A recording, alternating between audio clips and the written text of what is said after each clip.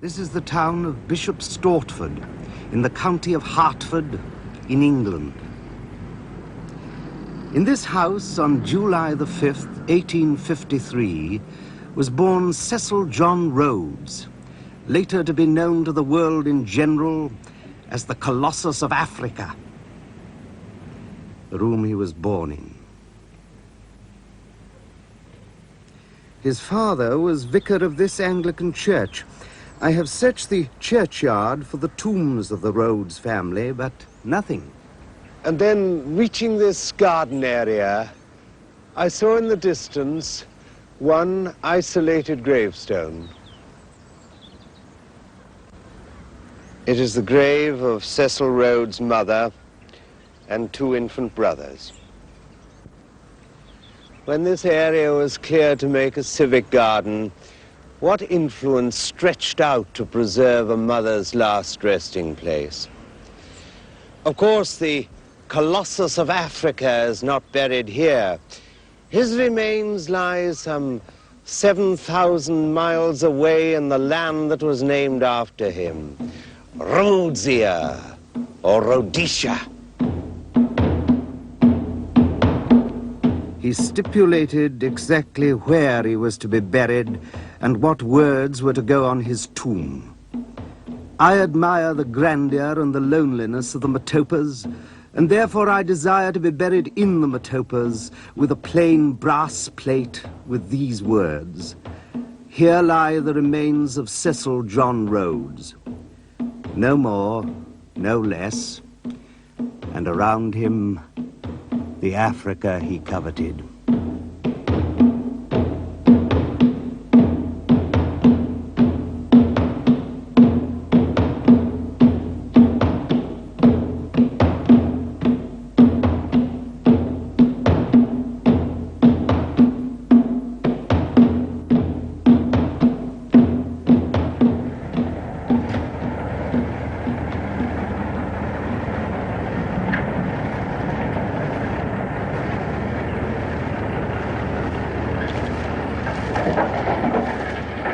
Diamonds are not only a girl's best friend. A little way to the east of here, on the edge of the old Orange Free State Republic in the year 1867, some white South African children were playing marbles with natural stones. One stone was white and sparkled in the sun. This was the first significant diamond discovered by white men in southern Africa, and it shifted the political balance of things. That diamond turned southern Africa upside down and inside out. Many thousands of human beings were to die. The big grab was on.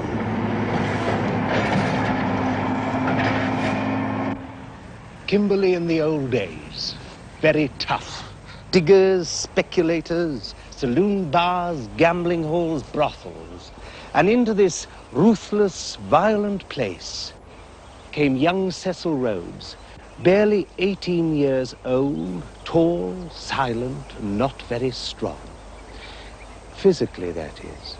As he entered Kimberley here for the first time, he was carrying a set of digger's tools, some volumes of the classics, and a Greek lexicon. Why did young Cecil come here thus equipped? Why did he leave his England? He was asked and replied, "I could no longer stand the eternal cold mutton." Of course, that was not the whole truth. Few people heard the whole truth from Cecil Rhodes. He was to be seen untidily dressed in a pair of shrunken white cricket flannels, sitting on a rusty upturned bucket and searching through his pile of pebbles for his diamonds. He was to be seen here in Main Street, leaning, his hands in his pockets, sullenly dreaming. But dreaming about what?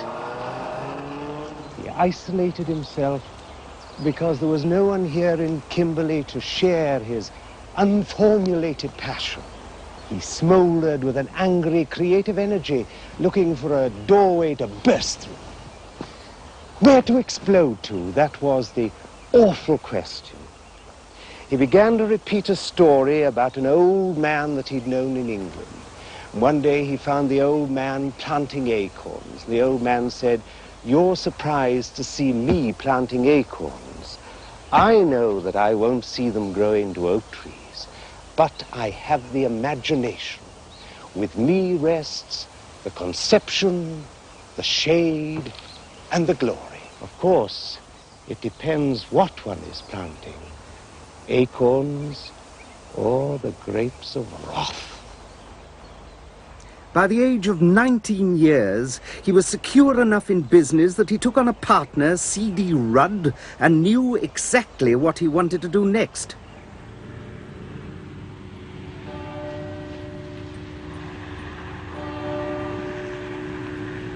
Oxford University, England. He wanted to take a degree at University College. Passed this way with the dust of Africa still on him. He was received by the Master of University College. But that gentleman pointed out to young Rhodes that he'd not even matriculated. And Rhodes replied, "But I'm a working man, not a schoolboy, not a there, I'm a man." But the master wouldn't wear it, but introduced him to the Provost of Oriel, saying, "They're less particular there."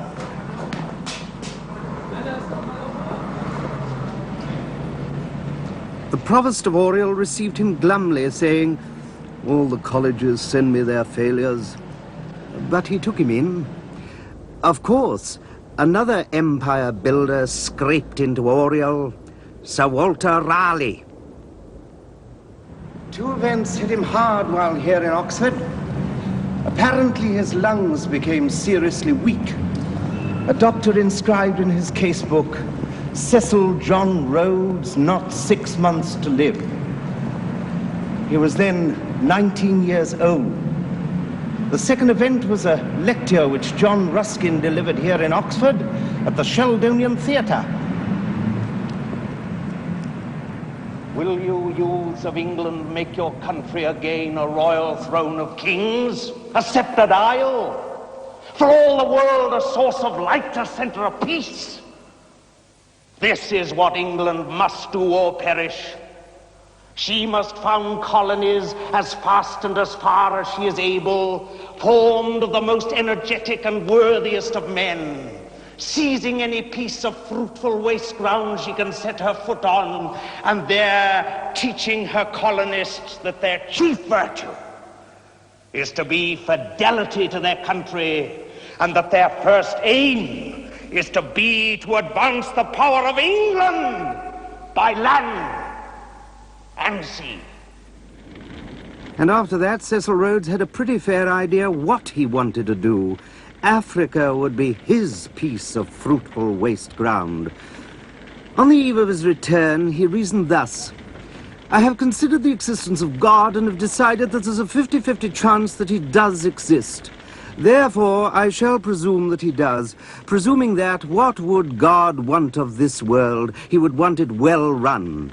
I have viewed the peoples of the world and have come to the conclusion that the English-speaking race," he threw the Americans in here for full measure, "that the English-speaking race have the highest ideal of justice, liberty, and peace. Therefore, I shall devote the rest of my life to advancing the English." Of course, such a statement from a lad edging out of his teens would be an embarrassing joke. What stops the laugh before it has started is that this young man ended his short life with 850,000 square miles of the Earth's surface in his own name. As he turned to Africa again, he wrote, "I will work for the furtherance of the British Empire, for the bringing of the whole civilized world under British rule, for the recovery of the United States, for the making of the Anglo-Saxon race into one empire." What a dream, but yet it is probable, it is possible. Touch of your Churchill, tot of your Hitler, and what else? Here in Kimberley, the first giant stride must be taken. Rhodes equated wealth with power. First, he must become enormously wealthy, and therefore, he reasoned, enormously powerful. Diamonds were the answer. If only he could monopolize the diamonds, corner the world's diamonds, he could control the market value. One, please. Thank you. And finally, he arrived halfway to his glittering diamond gold and promptly came face to face with splendid Barney Bonato. Barney controlled the other half of the diamond output, and both of them wanted a monopoly. Barney was educated at the Jews' Free School, Whitechapel, London. His real name was Barnet Isaacs, but he changed it to Barney Bonato because, like myself, he had strong histrionic leanings, and he felt that Barney Bonato had a sounder theatrical ring to it. He studied all of Henry Irving's parts, and indeed played the principal roles in Macbeth, Othello, and understandably The Merchant of Venice, and one or two less elevated plays. Also, Barney was extremely skillful at fisticuffs, and in the early days here in Kimberley, when he was short of a quid or two, he actually appeared here as a professional pugilist. Now, I can't altogether explain it. Well, I can, actually. I have a very strong feeling of affection for Barney Bonato. He arrived here at almost exactly the same time as Cecil Rhodes, but Barney was not carrying a set of digger's tools, or a Greek lexicon, or a bundle of the classics. Barney was carrying 40 boxes of dreadful cigars, at least so history records. And he proceeded to flog them to begin to make himself a multi-millionaire. And when he'd flogged them at a really decent profit, he then went what is called copy-walloping. That is, he went from digger to digger, in his case with a pair of borrowed scales, and he bought from the diggers what diamonds he could afford and then resold them to more regular diamond dealers. It is said that after a while, Barney knew more about diamonds. Anglican clergyman's son and Whitechapel Jew eyed each other cannily, and the battle of multi-millionaires was joined. Rhodes said, "You must never abandon a position," and Barney said, "Get in the first blow." And both of them held very much to their own advice.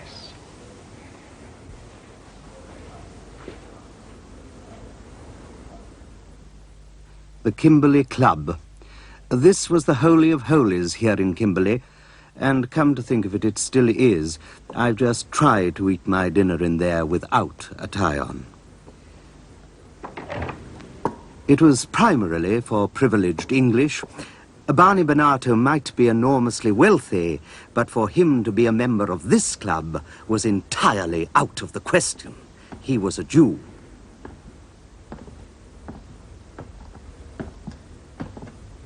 There are ghosts here.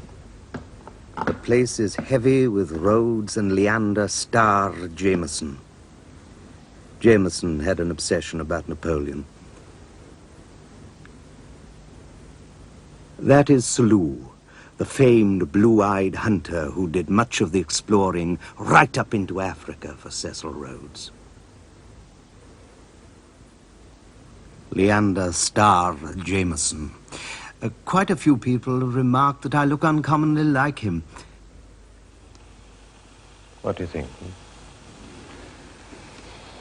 It's an old, long-dead hand that keeps the British Imperial Royal Family On the walls of this Republic of South Africa. And though not often welcome nowadays, Rhodes's influence is still everywhere in this part of the world. Rhodes, unbeknown to Barney, acquired the backing of the House of Rothschilds to the extent of £3 million sterling. Now that must have been a shade ironical to Barney as he found the ground being bought from under his feet. And then Rhodes continued his move to break Barney into selling out to him, invited him in here to the Kimberley Club for lunch. Barney bit the bait. Rhodes invited him in again and again. The club tried to stop it. Rhodes sat on them. Barney was mesmerized by the snobbery of it all. And then Rhodes threw the final lethal bait. He said, "Sell out to me, and I'll make you a member of the Kimberley Club." Wow. Well, between the Rothschilds outfit and this, Barney wobbled and fell. He sold out to Rhodes. But he added rather sadly, "Your crowd will never let me in here." Rhodes, now controlling 90% of the world's diamond output, replied by making Barney a member of this club and a life governor of De Beers Consolidated Mines Limited.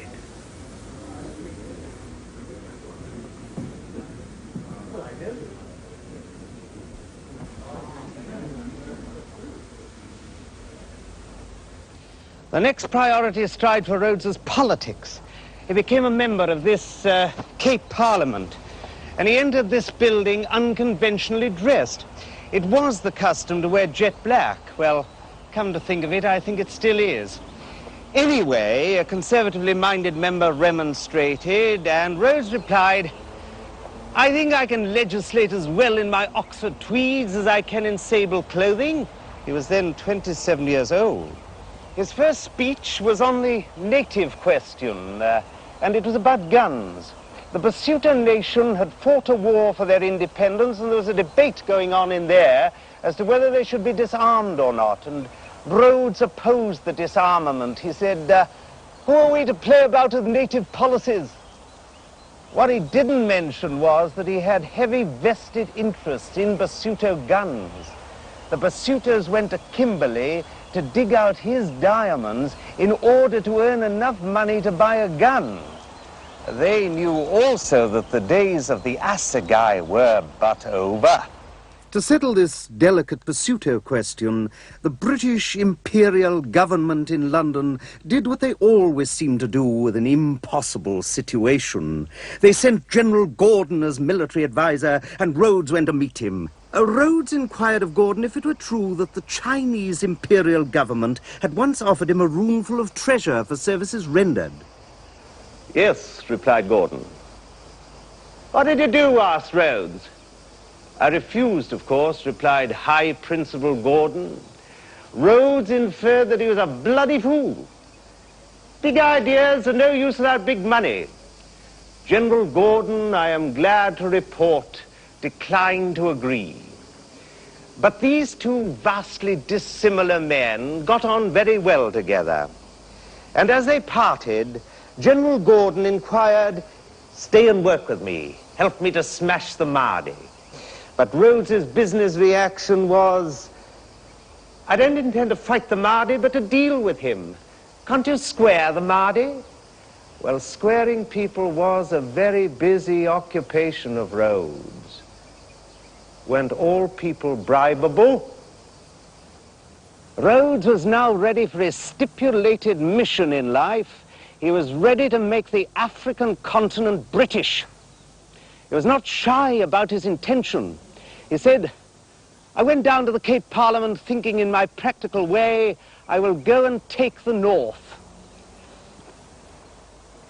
Rhodes is turned away from the Southern Ocean and is pointing at the very center of Africa. Your hinterland is there. What exactly was there? To the north of the Cape was the Boer Republic, the Orange Free State. To the north of that, across the old Vaal River, was the Boer Republic of the Transvaal, whose president was the formidable old Puritan Voortrekker, Paul Kruger. And beyond the Transvaal was what Rhodes described as unclaimed land.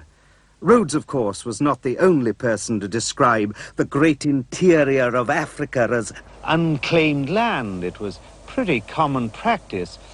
What they all meant by unclaimed was unclaimed by white nations.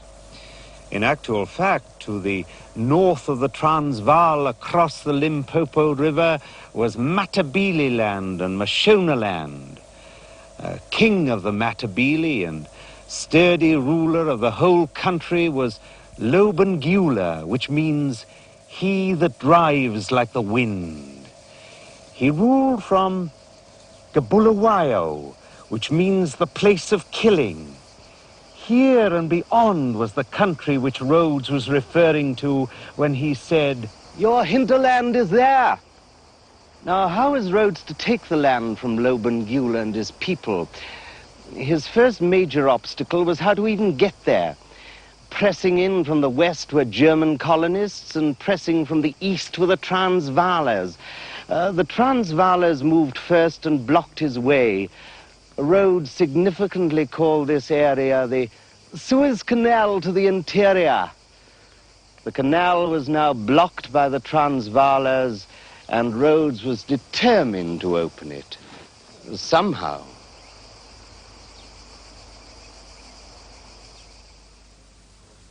Rhodes was now politically powerful enough to go northwards to try and square the Transvaalers personally.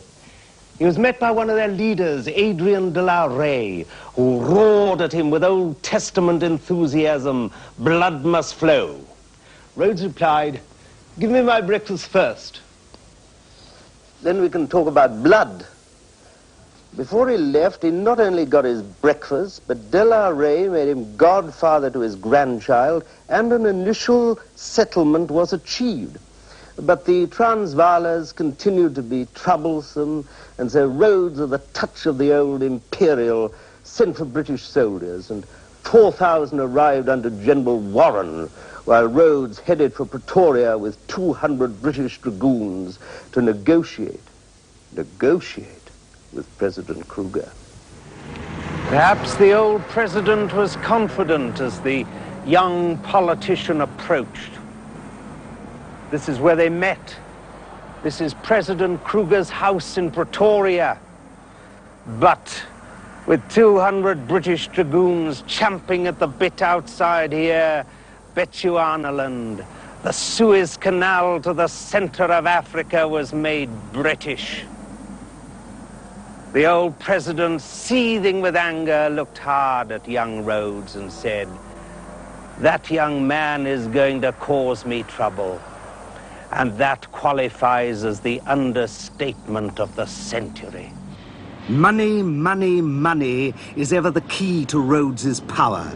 And in the year 1886, slap in the middle of President Kruger's own Transvaal Republic, at a place that was to be named Johannesburg, the biggest gold deposit that the world has ever known was discovered. Rhodes was now 33 years old, immensely wealthy, and therefore, as he had predicted, immensely powerful. He loomed over this goldfield, they called him the Colossus, and was poised to monopolize and grab the lot. And then a strange thing happened. Rhodes loved a young secretary at De Beers, his diamond company, very much. The young man's name was Neville Pickering. Now, I'm not suggesting that this was necessarily a homosexual relationship. Anyway, it doesn't matter. Love is love, and scarce enough not to quibble about. Don't you agree? Whatever, Rhodes so loved young Pickering that in 1882 he left him his entire vast fortune. The will simply reads, "I, C.J. Rhodes, being of sound mind, leave my worldly wealth to N.E. Pickering." Rhodes raised his hand to strike at gold as he had at diamonds, and at that very time was informed that Neville Pickering was mortally ill in Kimberley. Rhodes, to his eternal credit, turned his back on his gold options and fled to Pickering's bedside. Rhodes personally nursed and cherished young Pickering, while other money grubbers grabbed the gold. You see, it is impossible to totally dislike Cecil Rhodes. As young Pickering died, he looked at Rhodes and whispered, "You have been father, mother, brother, and sister to me. Also in the room was the local Kimberley doctor, Leander Starr Jameson, one of the ugly names across South and Central African history. On the day that Pickering was buried here, Cecil Rhodes heaved out his old digger's chest and rummaged in the bottom for his old digger's trousers, those famous white shrunken cricket flannels from Bishop Stortford in England, and ceremoniously, I presume, put them on. Anyway, he wore them here to the graveside, and he was weeping uncontrollably. He tried to hide his grief with a large white pocket handkerchief. Also present was warm-hearted, emotional Barney Bonato, who was also crying. And at last Rhodes managed to speak, and he said, "Ah, Barney, poor Neville, he'll never sell you another parcel of diamonds."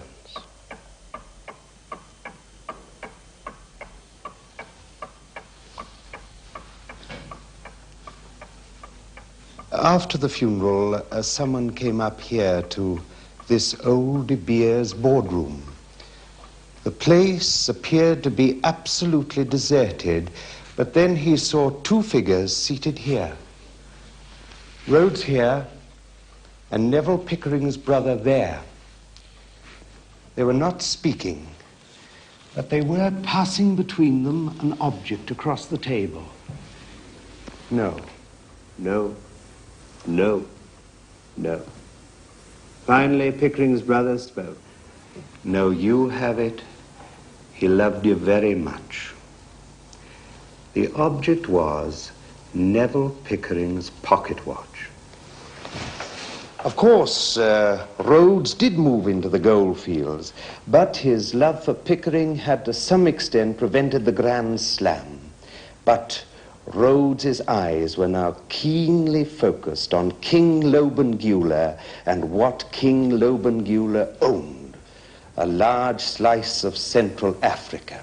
But to get his hands on it, he had to get the agreement of Barney Bonato, because he'd made Barney a life governor, and this was very difficult to persuade Barney about the British Empire and Ruskin's supremacy of the Anglo-Saxon race.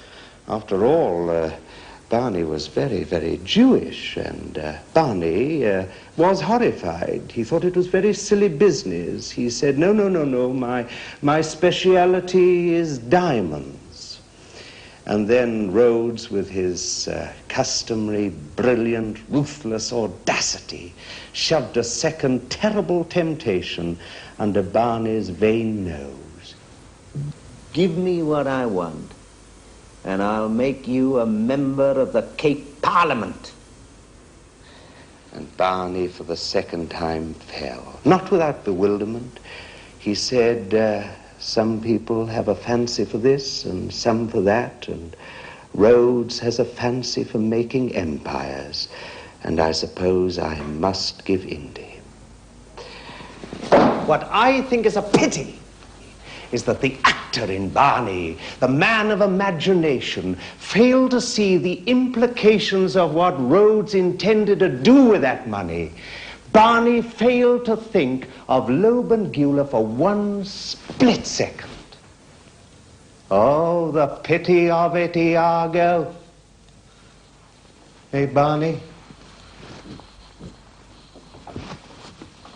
Big money was involved.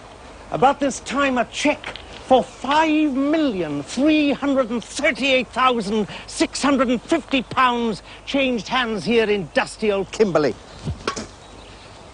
Yes, well, Rhodes now had the money to move northwards through his Suez Canal, through his Bechuanaland Canal to the north. He had the money to pay men and buy wagons and equipment and horses, and above all, Maxim guns. Rhodes's first decisive move was typical of British expansionist tendencies in southern Africa.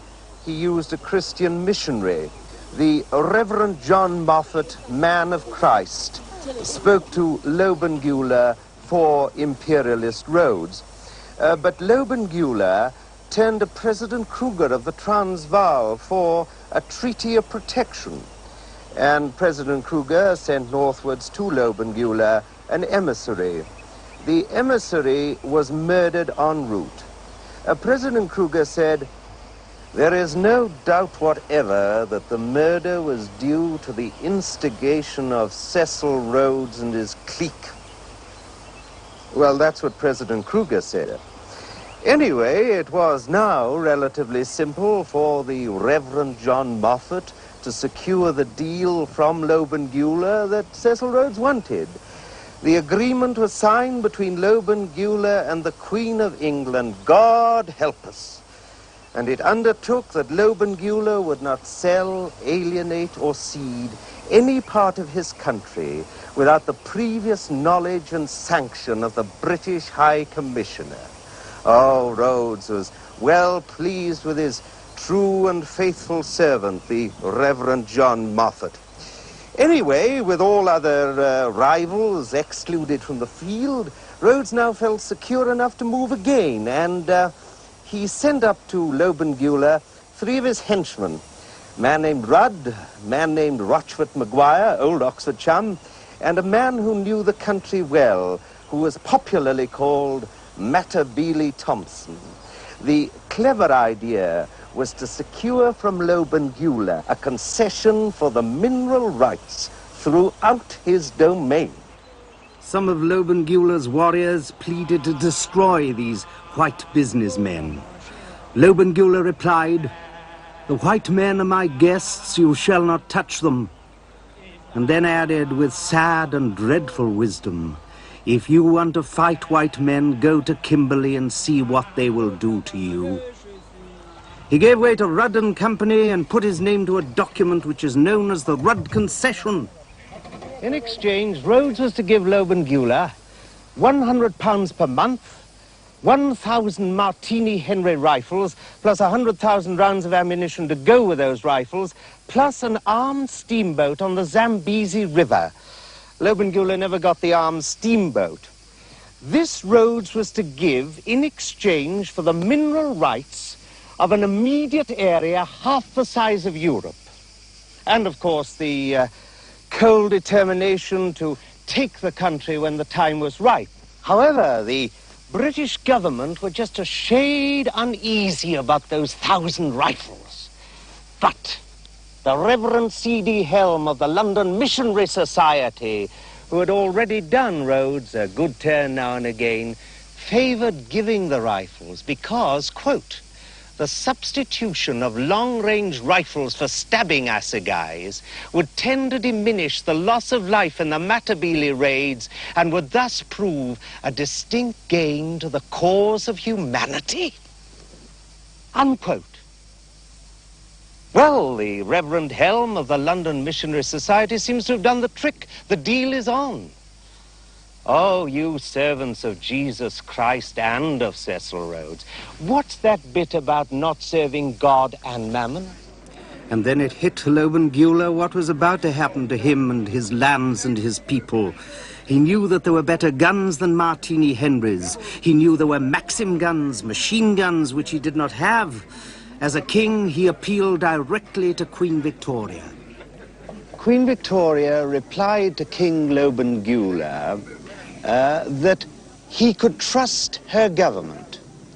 She warned him that there was no Britisher in his country with her royal authority, and went on warning him that a king might give a stranger an ox, but never his whole herd. The Queen, very properly but somewhat incongruously, sent 2 officers, a corporal major and a trooper of her Royal Horse Guards, to visit King Lobengula. I say incongruously because they travelled through this African heat in red coats, breastplates, plumed helmets and tall boots, you know, Royal Horse Guard boots. They carried a letter from Queen Victoria to King Lobengula. Unfortunately, Leander Starr Jameson, you know, our Dr. Jim from Kimberley, now a fully fledged Rhodes man, saw the letter and rephrased it, saying that Rhodes was a jolly good chap and could be trusted. Lobengula was reassured, believing that the words were Queen Victoria's. It was here in the Kimberley Club that the invasion of Mashonaland was planned. Rhodes sat here with his young male staff, now somewhat blasphemously known as the 12 Apostles, and decided that a private army was to be formed, though it was emphasized that they were to be known primarily as the Pioneers. They were to be based in Mafeking, but they would not invade Matabele land. That was considered too dangerous. What they would risk was to skirt the southern border of Matabele land and then strike at the heart of Lobengula's vassal state of Mashonaland.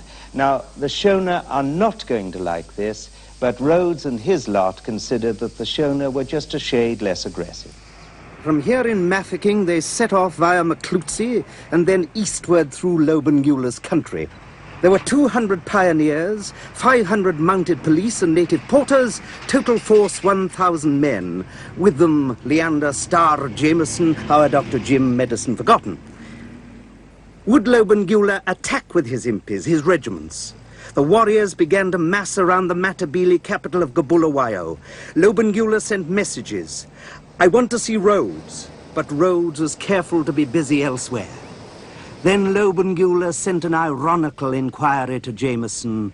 Has the king killed any white men that an impi is collecting on his border, or have the white men lost anything they are looking for? On pushed Rhodes's army, holding tight to this southern border and praying the Matabele would not attack. Lobengula's warriors roared to get at them, but Lobengula held them back. Machine guns against assegais was no joke. After getting on for 1,000 miles of hard trek, Rhodes's army reached a clear plateau 4,000 feet above sea level in the center of Mashonaland. Dr. Jim hoisted a Union Jack, and today the place is called Salisbury, named after the British Tory Prime Minister, Lord Salisbury. While this was taking place, miles to the south, Cecil John Rhodes was made Prime Minister of the Cape. Rhodes was winning. He made a speech to the people of the Cape. It is good to have a minister with luck. His 12 apostles were everywhere. They were not unlike Al Capone's gunmen in certain respects. Rhodes sent another of his apostles, a man named Willoughby, into Portuguese territory on more illegal business. Someone warned Rhodes that Willoughby would get shot, killed. Rhodes was very cheerful about this. He said, not a bit. They'll only hit him in the leg. No, my dear fellow, they'll only hit him in the leg. Ha, ha, ha.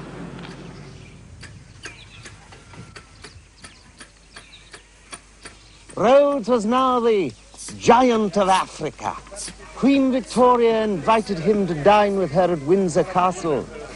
Her Majesty asked, "Is it true, Mr. Rhodes, that you are a woman-hater?" It is said that Rhodes replied, "How can I hate a sex to which your Majesty belongs?" Wow. Her Majesty then asked, "What are you engaged on at present, Mr. Rhodes?" And Rhodes replied, "I am doing my best to enlarge your Majesty's dominions." White people began to take over Mashonaland. The first private wagon to reach Salisbury contained absolutely nothing except whiskey. The white man was here with a vengeance. Everybody was optimistic. They believed what Rhodes had inferred, that the earth was gold-laden. It was the new El Dorado. However, quickly disillusionment set in. There was very little gold. Certainly the hope of getting rich quick was fading. Where else might there be gold? And there to the immediate west lay the answer, Lobengula's very own country, Matabele land. Rhodes and Jameson could not attack without an apparent reason. They contrived one. They created a situation which forced the Mashona to gravely offend the Matabele. The Matabele entered Mashonaland to exercise their very rough justice on their subject people. It was the chance of a lifetime for Jameson. He summoned the warriors and said, "If you're not gone when the sun is there, we shall drive you." The Matabele warriors immediately turned and retreated towards Matabele land. Lobengula had ordered no conflict with white men. Jameson saw his opportunity slip away. He ordered an officer named Lendy and 38 mounted policemen to pursue. 3 miles distant, they caught up with the retreating Matabele. Captain Lendy ordered his men to aim. The British raised their rifles and fired into the impis. 30 dropped dead. The Matabele offered no resistance to the British.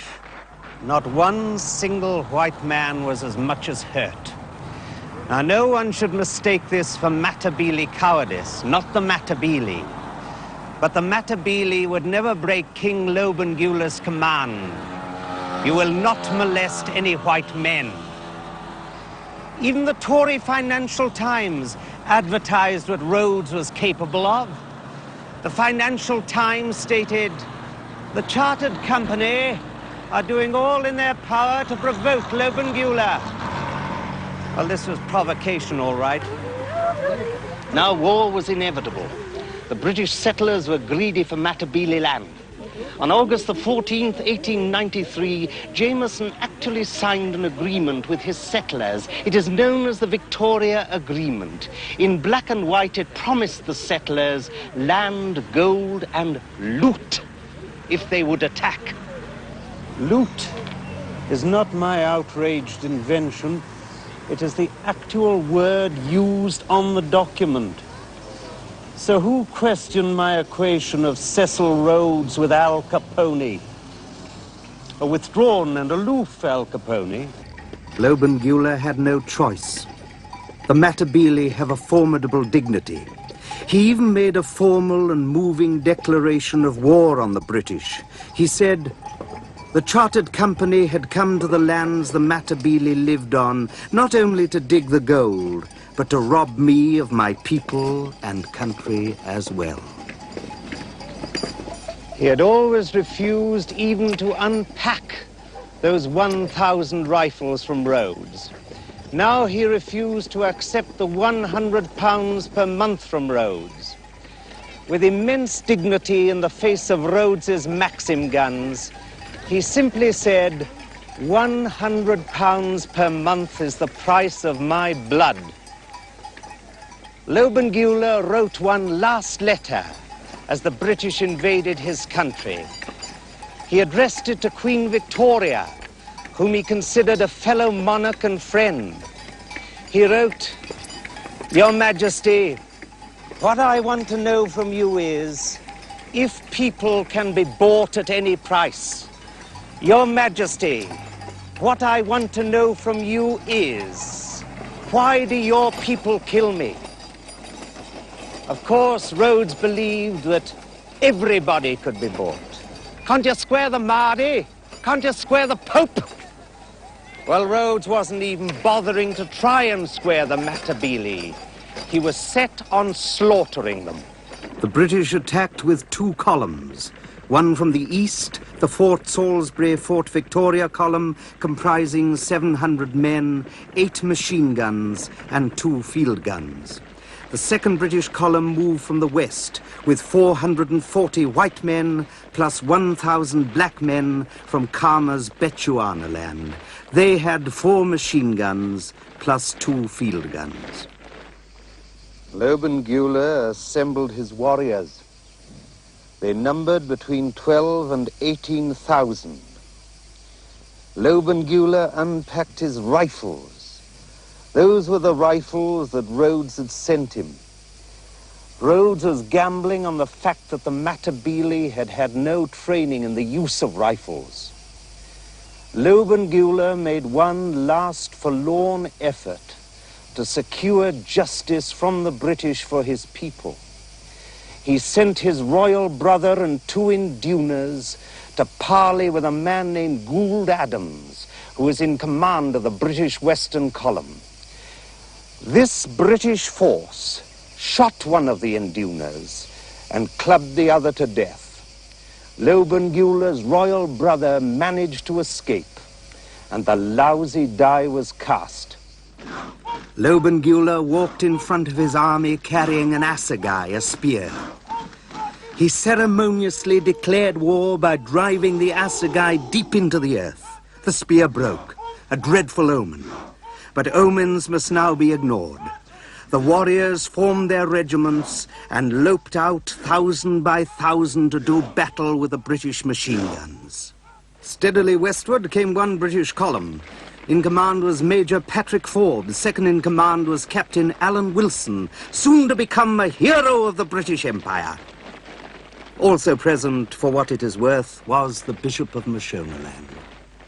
On the 24th of October, 1893, 160 miles west of Fort Victoria, the column came to this Shangani River, crossed it, and went into Lager over there. At 2:30 a.m. the following morning, a shot came from the outer blackness over there, and it was immediately followed by a war cry from 5,000 Matabele warriors who tore in over there. Through came the Matabele, straight into the chattering fire. On they came, clambering and jumping over their dead and dying comrades to be immediately shattered themselves. As dawn came up, the British turned their field guns on the still charging warriors.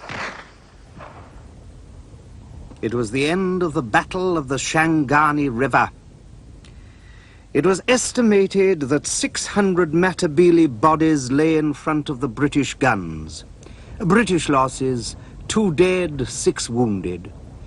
And one Matabele induna, when he viewed the bodies of his broken men, hanged himself from a tree that stood on this slaughter field.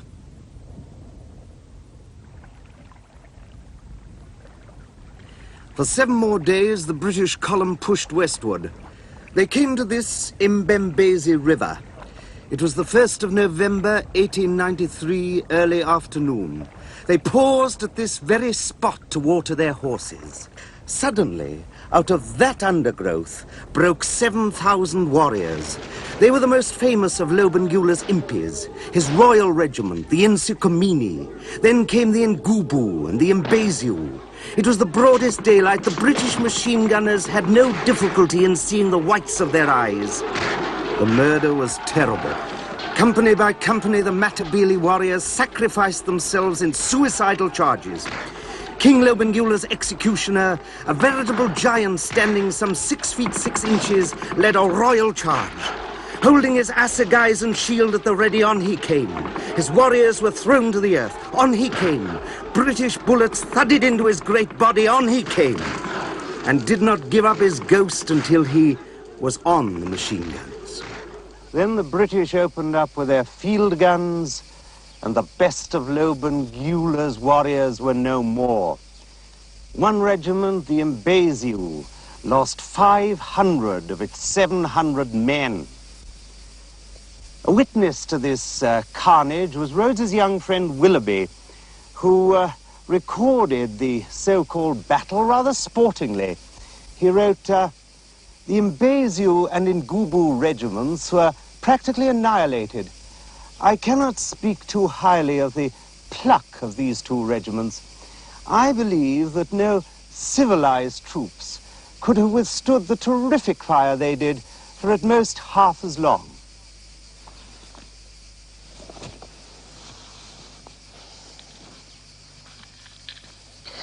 I suppose young Willoughby was expecting us to think of that British force as civilized.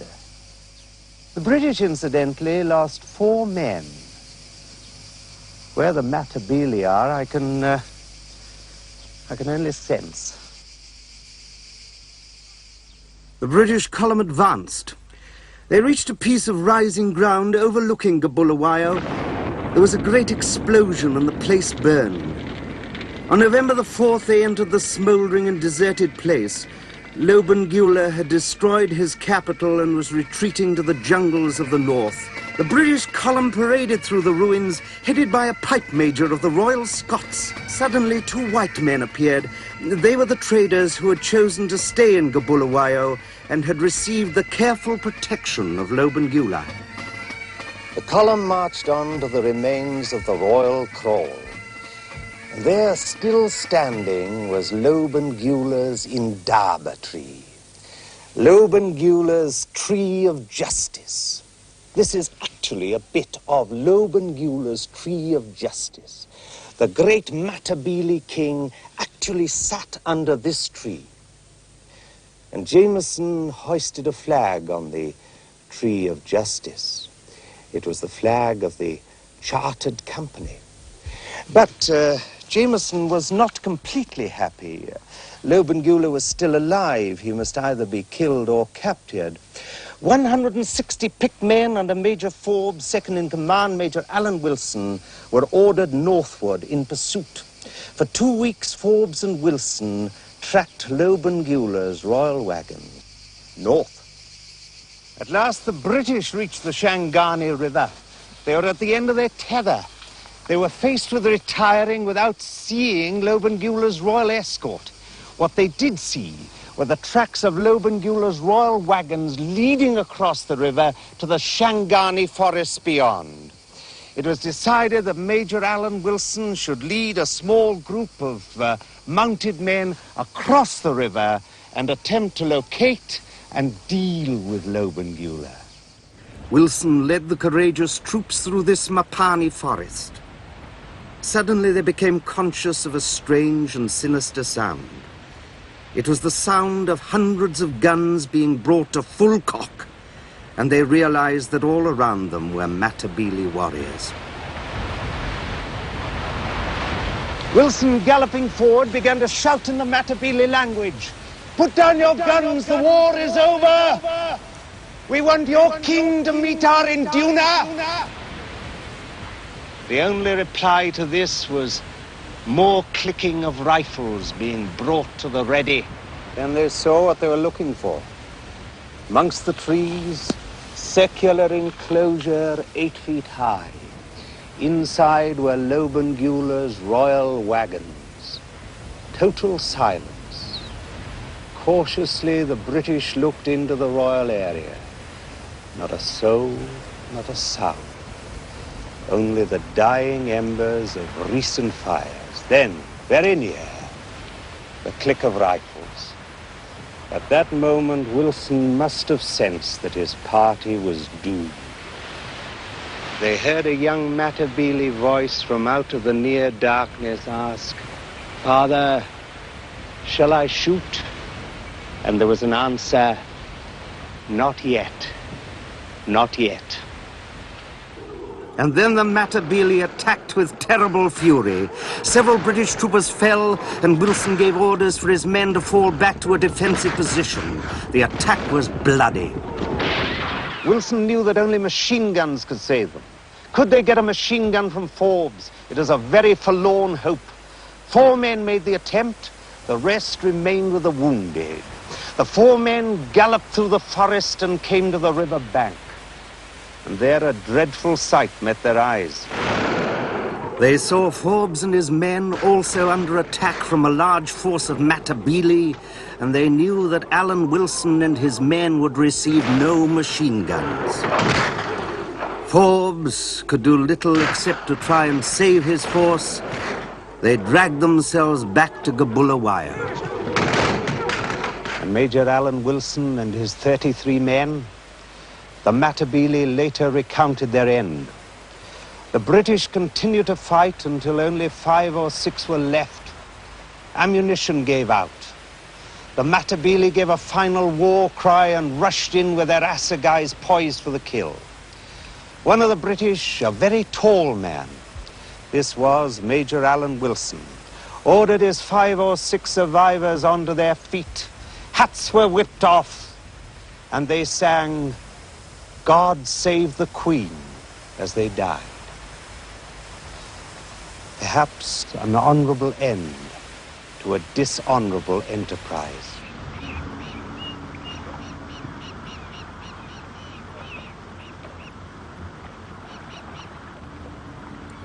And what of King Lobengula? Here in the northern country, he quietly died. Some say of smallpox, some say of a broken heart. His warriors wrapped his body in the hides of 2 newly flayed oxen and buried him somewhere along the banks of this Shangani River. It was the end of the great Matabele power. Rhodes was victorious. He stood on the blackened ruins of Lobengula's royal kraal and made a speech. He said, "Dr. Jameson, officers and men of the various columns, I have to thank you for the excellent work you have done." The Bishop of Mashonaland was victorious, and the loot was duly handed out. In London, the Chartered Company held a business meeting, and they increased their capital from £1 million sterling to £2 million sterling, and the shareholders were delighted, and they cheered Rhodes loudly, and Rhodes was exultant. He said, "They're beginning to call the place Rhodesia." But Rhodes was dying. His heart was diseased. He wanted to make the world British, but was running out of years. It was 1894, and he was 41 years old. Dead Lobengula's Matabele land was not gold-laden as he had hoped. Where else might there be gold? And his pirate mind was driven inexorably to the goldfields at Johannesburg. He uttered it in public in Cape Town. "If only one had a Johannesburg!" But Johannesburg was slap in the middle of the independent white Boer Republic of the Transvaal, whose president was Paul Kruger. And the Boers, of course, were not armed with assegai spears. They were armed with the finest rifles. And they knew how to use them. But, on the other hand, Johannesburg had become a fantastic boom town. In it were some 80,000 foreigners, mainly British, dealing with the gold. And they outnumbered the entire Boer adult male population by 4 to 1. Rhodes, aided by Jameson, recognized his opportunity. Foment discontent and fan British patriotism, jingoism, get the British to revolt in Johannesburg on a trumped-up charge over voting rights, and Rhodes would send in his private army to their rescue and secure honourable law and order. And the goldfields. On October the 18th, 1895, here in the vicinity of Pitsani, on the old Bechuanaland border, today's Botswana, Jameson began assembling Rhodes's private army. Johannesburg and the goldfields lie 180 miles east of here. And in Johannesburg, conspirators began calling themselves the Reformers. And they began smuggling into Johannesburg rifles and machine guns and ammunition. And they hid them in one of Rhodes's gold mines. Jameson, here on this very spot, today, out here in the wilds, this old kopje is known as Jameson's kopje. Jameson must have stood on this very rock, staring out there at the Transvaal and wondering and wondering. Anyway, in 1895, he was certainly straining at the leash with 500 well-armed mounted men, 11 of his ubiquitous machine guns, and 3 field guns. But Rhodes was no longer the lucky minister. Luck was beginning to turn against him. In the first place, the reformers here in Johannesburg were beginning to lose their nerve. And after all, fortunes were still being made, mate, and that was all that really mattered. Then they began to argue about which flag to use, and Rhodes got very annoyed at this. Naturally, he wanted the Union Jack.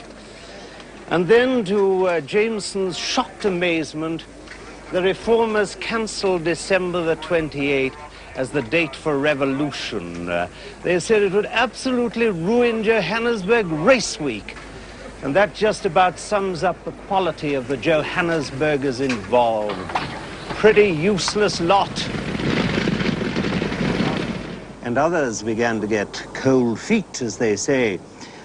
Joseph Chamberlain, the British colonial secretary, who was how shall I put it, not altogether ignorant of the project. He got cold feet.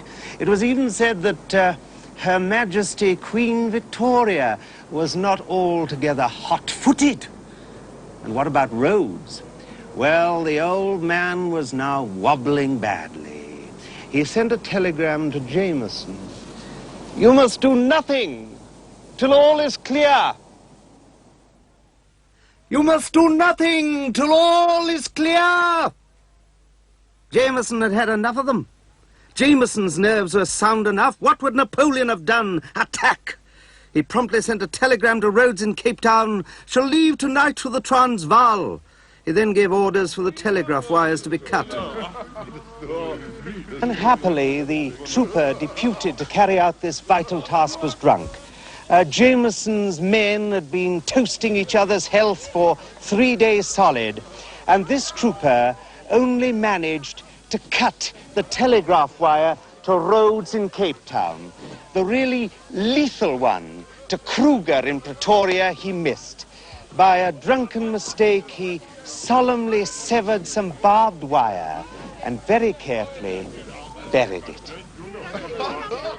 Jameson paraded his not-so-gallant 500 and read them a ridiculous, concocted letter. It read, "Thousands of unarmed men, women and children of our own race will be at the mercy of well-armed Boers."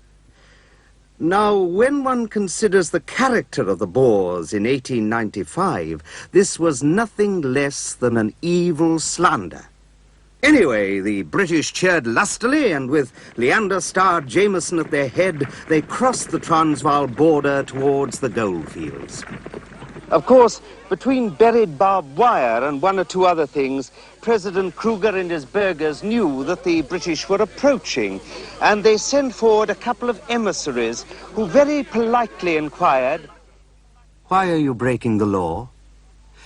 Jameson ignored this inquiry and continued his advance onto the goldfields.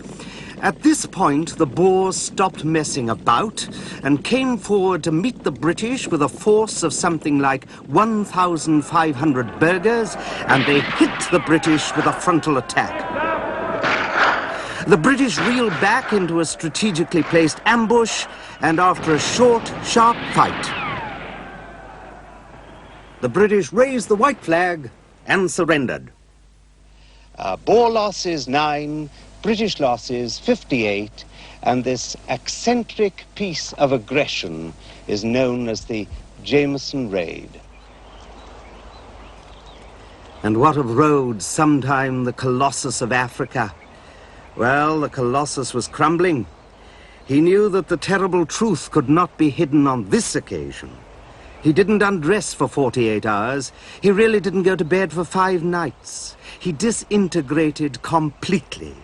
He could not focus on people or on endless telegrams. All he could do was to wander up there on Table Mountain, or here in his bedroom, with the door locked, like John Gabriel Borkman. He muttered, "Am I to get rid of myself?" Jameson and his so-called staff officers were put in jail here in Pretoria. Kruger, it is said, prevented his burghers from shooting them.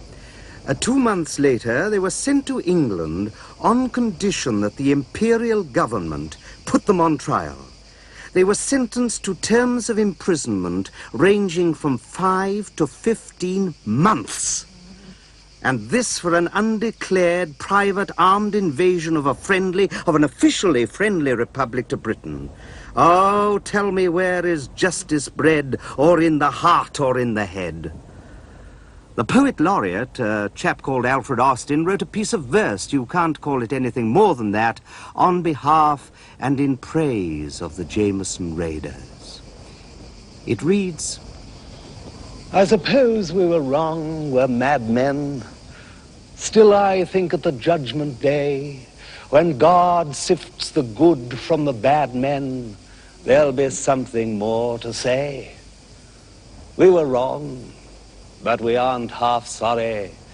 And as one of the baffled band, I would rather have had that foray than the crushings of all the Rand. Of course, the crushings of all the Rand refer to the gold that had been heaved out of the gold mines in Johannesburg. Some 3,000 million golden pounds of it. Oh, Alfred, on behalf of the Jameson Raiders, was a hell of a liar. Well, wasn't he? Up here in what is now called Rhodesia, the Matabele and Mashona had been thoroughly looted. The white people were incredible optimists, and they believed that the black people were happy and contented with their fortune. But the black people saw Jameson and his soldiers leave. They kept their ears close to the ground and heard of his defeat and disgrace. Without hesitation, both the Matabele and Mashona dug up their old guns and brought out the old assegais and speedily killed 200 whites, men, women, and children, no matter what, as long as they were white. It was March 1896. History underlines that you cannot treat human beings badly and hope to get away with it in the long run. Rhodes's great empire came crashing about his head. The nightmare was on a big scale. Rhodes wasn't a brave man physically. His young men always did the shooting, the actual killing. If Rhodes did venture into the Bundu, the open African country where there are wild animals, Rhodes was ultra careful for his own safety. At night, he would unashamedly clamber into the center of the ring of sleeping men. If a lion did attack, Rhodes would have fair warning. Some might call it proper caution, others might call it something else. But now, as the Matabele struck at every white human in sight, Rhodes, for the first time in his life, joined the actual fighting. Perhaps when a man knows that he is dying, perhaps then a man finds more courage. And Rhodes had begun to make God-like decisions, and Rhodes, the God, had been found severely wanting. But now a desperation drove him towards his own gunfire. He was heard to utter, "My North." Of course, he meant by that Rhodesia. My North. They can't take that away. They can't change the name. Did you ever hear of a country's name being changed? Well, of course, it was unusual in 1896. Rhodes on the battlefield for the first time improved in spirit as the blood flowed. He urged the British not to spare the Africans when they surrendered. He actually said, "You should kill all you can." But Rhodes and his lads couldn't kill enough. True, Bulawayo was relieved and the panic eased off, but the poorly armed Matabele were not beaten, and Rhodes, appalled at the enormous cost of suppressing the Africans, decided to try and come to terms with the Matabele and Mashona personally. First, he managed to meet an ancient Matabele woman, sometime wife of Mzilikazi, founder of the Matabele nation. She agreed to arrange a meeting between Rhodes and the fighting Indunas, the chiefs. She carried out her promise. Rhodes would be allowed 3 white companions to meet the Indunas in these Matabele mountains. On horseback, Rhodes and the 3 white men headed into this Matabele stronghold. Not a movement. Rhodes said, "Dismount. It will help to give them confidence. They are nervous too. How do they know that we haven't got an ambush ready for them behind this mountain?" Not a movement. Then a white flag appeared, and about 20 Indunas with their entourage approached. Rhodes said, "This is one of the moments in life that make it worth living."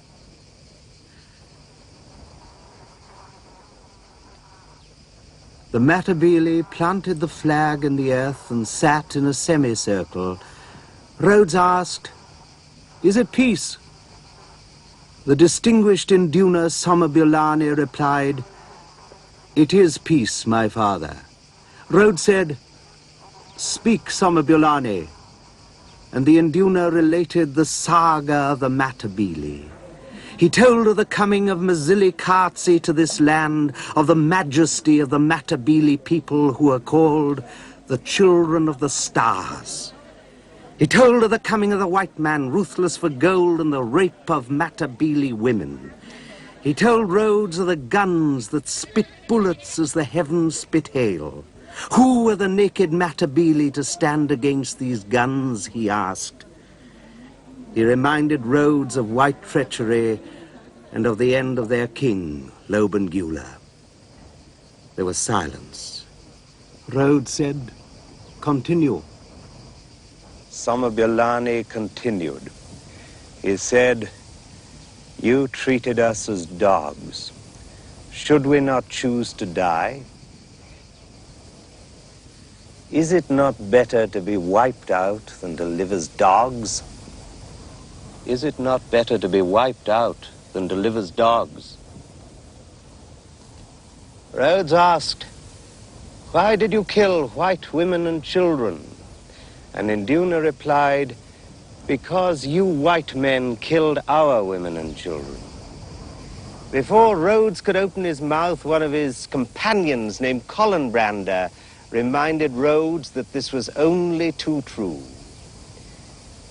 Rhodes made no reply. Well, there was no reply to be made, except every account is settled in the end. Finally, Rhodes spoke again. He said, "I accept your word. If you send in your arms, I will stay among you and see that right is done." The Induna Somabulani placed a light stick on the earth, a wand. He said, "There is my assegai, there is my rifle." It was a token of surrender. Rhodes asked, "Is it peace?" Somabulani replied, "It is." Rhodes asked, "How do I know?" The reply came, "You have the word of Somabulani, of Babian, of Gliso, chiefs of the house of Kumalo." And it was the beginning of the end.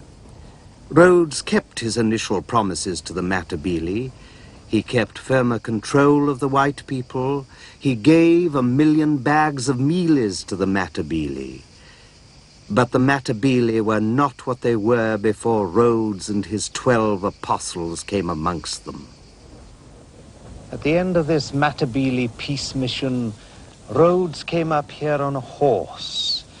He gazed at Africa around him and muttered about peace and grandeur and the littleness of man. And then suddenly, out loud, "I shall be buried here."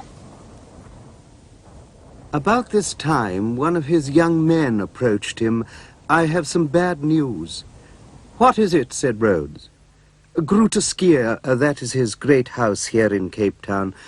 Grooteskier has been destroyed by fire." Rhodes's reply was revealing. "Is that all?" he said. "I thought you were going to tell me that Jameson was dead."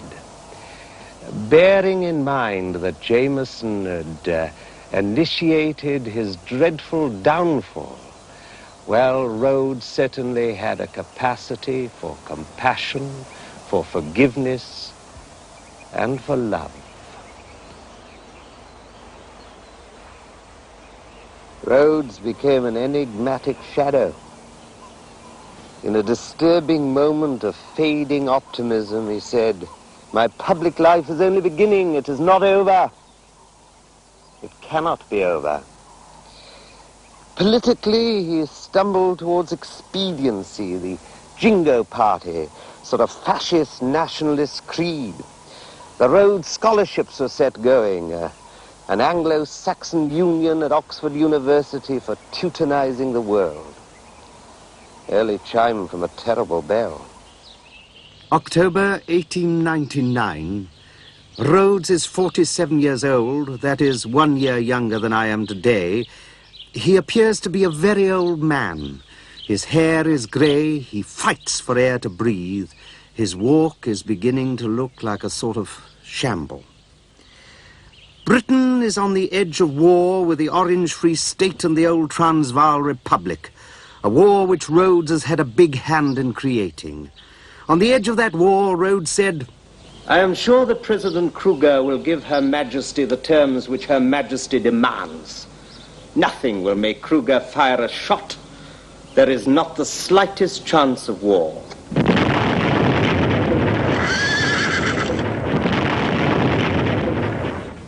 How wrong can you be? The Boer commandos crossed onto British territory. Here in the Cape, they rode towards Mafeking and Kimberley, Rhodes' diamond city. Very ill, indeed dying, he hurried north to be there. The mayor of Kimberley, deeply conscious of Boer hatred of Rhodes, sent the old man of 47 years an urgent telegram. It read, "Under all circumstances would ask you kindly postpone coming." Well, Rhodes was not accustomed to receiving advice, and he steamed into Kimberley on the very last train to arrive before the Boers completely surrounded the place. During the siege of Kimberley, Rhodes was sometimes a great nuisance to the military. He refused to take orders from anyone and often insulted the efficient officer commanding Colonel Kekowich. At other times, he brought help and comfort to the besieged, fed the poor, and sheltered the women and children in his diamond mine. After the end of the siege, Rhodes returned to Groote Schuur, his great house in Cape Town. He was a dreadful sight. His clothes were unbuttoned, his face was swollen and purple, his grey hair was a tousled mass. He fought to breathe. Perhaps the air in England, in Bishop Stortford. A ship was prepared for him to sail on March the 26th, 1902. They pumped oxygen into his quarters and installed a refrigerating system. But he couldn't get as far as the harbour. They then brought him here to this, his small seaside cottage just outside Cape Town. And his young men knocked a great hole in the wall to let in the air and packed the roof with ice. Rhodes fought to breathe, but on March the 26th, 1902, as that ship sailed out there on the Atlantic Ocean bound for England, Rhodes, here in this room, muttered, "So much to do, so little done." It is usually recorded that he then died. In actual fact, he turned to one of his apostles and said, "Turn me over, Jack," and then expired. They took his body north. It was escorted by an armoured train, and searchlights swept the dark veldt. The Boer War was not over. All along the railway tracks, soldiers stood, and the last post was sounded. Northward to Rhodesia, the great hinterland of South Africa. 12 oxen pulled a gun carriage with his coffin over these Matopa hills. His remains were lowered into this granite tomb. It is said, all around, Matabele warriors watch.